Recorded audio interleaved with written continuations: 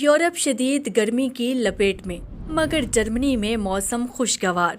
Frankfurt में मकामी तौर पर मुनक्किद होने वाली बैनुल मज़ाहिब और बैनुल सकाफ़ती हम आहंगी के लिए मुनक्किदा बोंटे वीज़े फेस्टिवल की रंगारंग तकरीब मुनक्किद।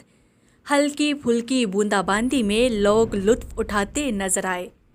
बोंटे वीज़े फेस्टिवल बैनुल मज़ाहिब और बैनुल सकाफ़ती हम आहंगी के लिए मनाया जाता है ताकि मुख्तलिफ मज़ाहिब के मानने वाले लोग एक दूसरे के मज़हब की इज़्ज़त करें और आपस में मिलजुल कर रहें। इसके साथ साथ मुख्तलिफ ममालिक के लोगों को एक दूसरे को समझने का मौका मिले और वो एक दूसरे की सकाफ़त को जानकर एक दूसरे के साथ घुल मिलकर रह सकें। फेस्टिवल में शरीक लोग अपनी अपनी सकाफ़त के मुताबिक खाना बनाते हैं और स्टॉल्स लगाते हैं।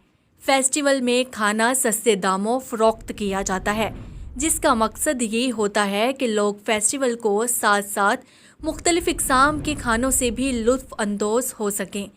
फेस्टिवल दोपहर 2 बजे शुरू हुआ और रात 9 बजे म्यूज़िकल प्रोग्राम के साथ इख्तिताम पज़ीर हो जाता है।